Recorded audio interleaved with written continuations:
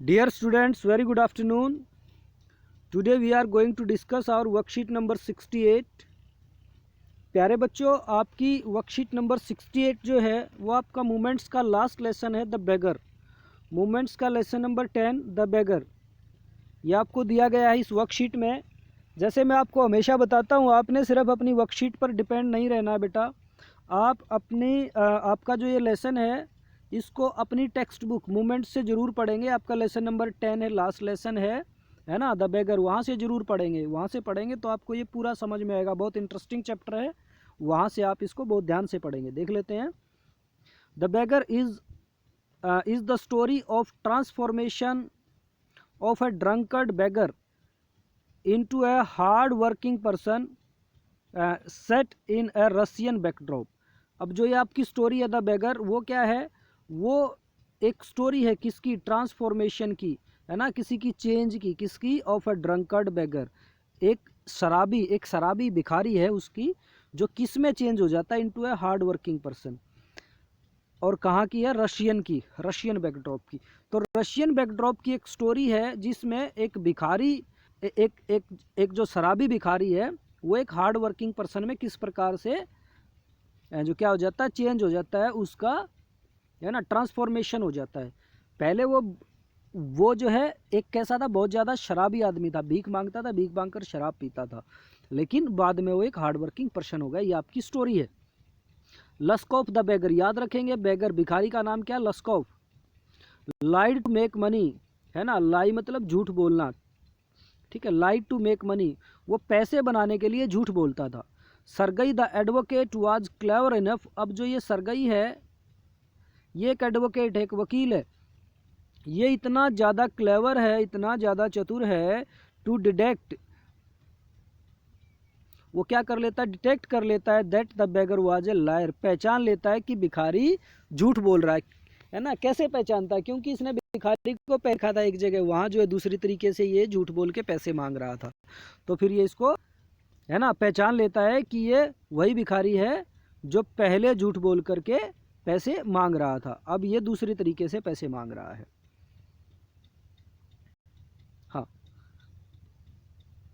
He threaten to take him to the police, अब ये जो सरगई है एडवोकेट, वो इस भिखारी लस्कोप को थ्रेटेन मतलब डराना, धमकाना, धमकाता है। To take him to the police, कि मैं तुझे पुलिस के पास ले जाऊंगा, तू झूठ बोल रहा है। द बेगर सैड, अब बेगर कहता है, ही वॉन्टेड टू वर्क, वो काम करना चाहता है, वो तो काम करना चाहता है। But nobody offered him any work, लेकिन कोई भी उसे काम नहीं देता है। अब वो मान लेता है लस्कोफ, जब इसको सरगई पहचान लेता है, एडवोकेट पहचान लेता है, तो लस्कोफ कहता है ठीक है, आप बिल्कुल सही कह रहे हो, मैं झूठ बोल रहा था, लेकिन मैं तो काम करना चाहता हूँ, लेकिन मुझे कोई काम ही नहीं देता, मैं क्या करूँ, इसलिए मैं भीख मांगता हूँ। Sergei gave him work of chopping would for him, है ना, चॉपिंग वुड का मतलब लकड़ी काटना। तो उसको क्या काम देता है? सरगई उसको काम दे देता है कि तू चल मेरे साथ और वहाँ पर लकड़ी काटने का काम करना, मैं तुझे काम देता हूँ। द कुक, अब तीसरा कैरेक्टर आता है ओल्गा। ये कुक है किसकी? सरगई की। सरगई जो एडवोकेट, जो वकील है, उसका खाना बनाती है, उसकी कुक है Olga. Felt offended on arrival of लस्कोफ, वो लस्कोफ के आने से दुखी है। ऑफेंड मतलब दुखी होना, ऑफेंडेड वो दुखी थी, है ना। कैसे दुखी थी? उसके आने से। क्यों दुखी थी? As he was under the influence of alcohol and could barely stand on his feet, क्योंकि जो लस्कोफ है वो हमेशा शराब के नशे में रहता है। इन्फ्लुएंस ऑफ एल्कोहल, एल्कोहल के प्रभाव में, शराब के नशे में रहता है। एंड कुड बेयरली, बेयरली मुश्किल से अपने पैरों पर खड़ा हो पाता था। सी वाज एम्पैथिक, अब सी कौन है? ये ओल्गा, उसकी जो कुक है ओल्गा, वो एम्पैथिक है। एम्पैथिक मतलब सहानुभूति रखती है टुवार्ड्स हिम, अच्छा किसके प्रति? लस्कोफ के, भिखारी के प्रति सिंपैथी रखती थी। And did the work on his part, और उसका जो काम था, उसके हिस्से का जो काम था, वो भी स्वयं करने लग गई थी, है ना। तो क्या है इसमें? ये है कि अब ओल्गा जो है वो बहुत ज़्यादा सहानुभूति रखती है लस्कोफ के प्रति, भिखारी के प्रति, क्योंकि हमेशा शराब के नशे में रहता है। और उसके हिस्से का काम, उसको काम क्या दिया था इसने? है ना, सरगई ने काम दिया था लकड़ी काटने का, तो उसके हिस्से का काम भी ये ओल्गा स्वयं करती है। सी केप्ट रिब्यूकिंग, रिबुक होता है डांटना फटकारना, वो उसको डांटती रहती है, फटकारती रहती है, गालियां देती है एक तरह से। टू इम्प्रूव हिम, उसको उसमें उसमें इम्प्रूवमेंट लाने के लिए, उसको इम्प्रूव करने के लिए। एंड फेड हिम वेल, और उसको अच्छा खाना भी खिलाती है। ठीक है, अब जो ओल्गा है वो इसको खाना भी अच्छा खिला रही है और इसके हिस्से का काम भी कर रही है और इसको डांट भी रही है कि अच्छा इंसान बन जा, हमेशा शराब के नशे में रहता है। लस्कोफ गेव अप ड्रिंकिंग, है ना, गिव अप का मतलब होता है छोड़ देना, वो छोड़ देता है शराब पीना। एंड स्टार्टेड हार्ड वर्किंग, और हार्ड वर्किंग, है ना, वो बहुत ज़्यादा काम करने लग जाता है। ड्यू टू का मतलब होता है ना, इस कारण से। Due to caring and empathetic attitude of Olga, Olga के केयरिंग, जिस प्रकार से उसका वो देखभाल, उसकी जो केयर कर रही थी और जिस प्रकार से उसके प्रति एम्पैथेटिक थी, सहानुभूति रखती थी, ओल्गा के इस एटीट्यूड के कारण ये जो भिखारी है लस्कोफ, ये शराब पीना छोड़ देता और हार्ड वर्किंग, है ना, शुरू कर देता है ना, काम करना शुरू कर देता है। Sergei was pleasantly surprise, Sergei है ना, ये देखकर एकदम से सरप्राइज हो गया, किससे? To meet Lushkoff after 2 years, 2 साल बाद। अब ये सरगई जो वकील है, जो लॉयर, जो एडवोकेट है, जिसने इसको अपने काम पर रखा था, अपने घर पर लकड़ी काटने पर, 2 साल बाद इससे मिलता भिखारी से, लस्कोफ से, और एकदम से सरप्राइज, आश्चर्यचकित हो जाता है। He told him that he was working as a notary and earning good. अब ये लस्कोफ भिखारी इनको बताता है, सरगई को, कि अब वो क्या करता है कि वो एक नोटरी का काम कर रहा था और अच्छे पैसे भी कमा रहा था। अब उसको बताता है, जब 2 साल बाद मिलता है भिखारी, है ना, उस एडवोकेट को, कि अब भैया मैं अच्छे पैसे कमा रहा हूँ और नोटरी का काम कर रहा हूँ। अब इससे क्या होता है? Sergei felt satisfied that his efforts had paid of, है ना, पेड ऑफ का मतलब जो कीमत मिलना, इन रिफॉर्मिंग ए ड्रंकर्ड। अब सरगई एक तरह से सेटिस्फाइड फेल्ट करता है, संतुष्ट अपने आप को महसूस करता है कि उसके जो एफर्ट हैं उनसे क्या हुआ है, एक शराबी, एक ड्रंकर्ड में सुधार आया, उसमें रिफॉर्म आया।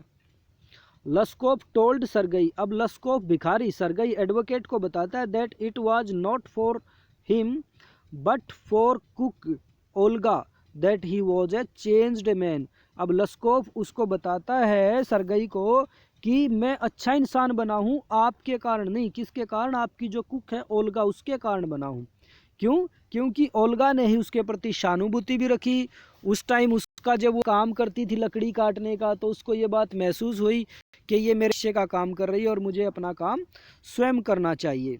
तो बेटा ये आपकी जो है ना, वर्कशीट होती है, और इसके आंसर जो हैं उसकी अलग से आपको मैं एक पीडीएफ बना करके दूंगा, क्योंकि बहुत सारे आप में से बहुत सारे बच्चे बेटा लिख ही नहीं पा रहे हैं, पता नहीं क्यों नहीं आप अपना होमवर्क भेज रहे हैं।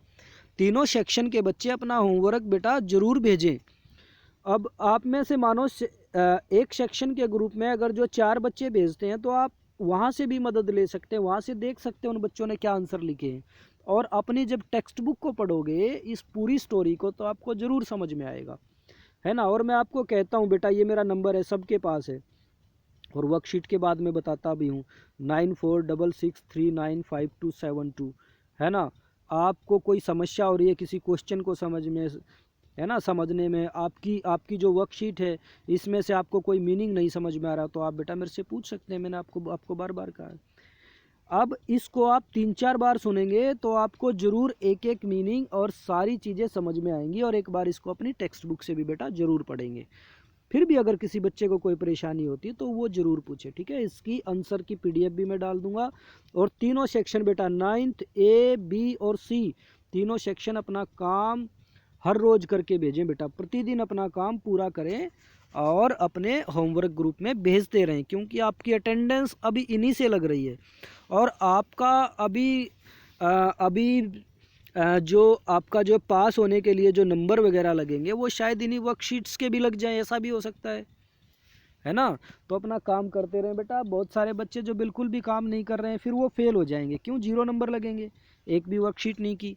तो अभी आपने क्या करना है, आपकी जो वर्कशीट चली हुई है, पिछली जो वर्कशीट कुछ बच्चों की बची हुई हैं उनको भी करेंगे, लेकिन अभी जो वर्कशीट चली हुई है करंट की, इनको बेटा अपना जैसे आज वर्कशीट आती है तो इसको आज ही कंप्लीट कर लें, आज नहीं तो कल ज़रूर, है ना बेटा। कल भी ज़्यादा हो जाता है, आप इसको आज ही पूरा करें।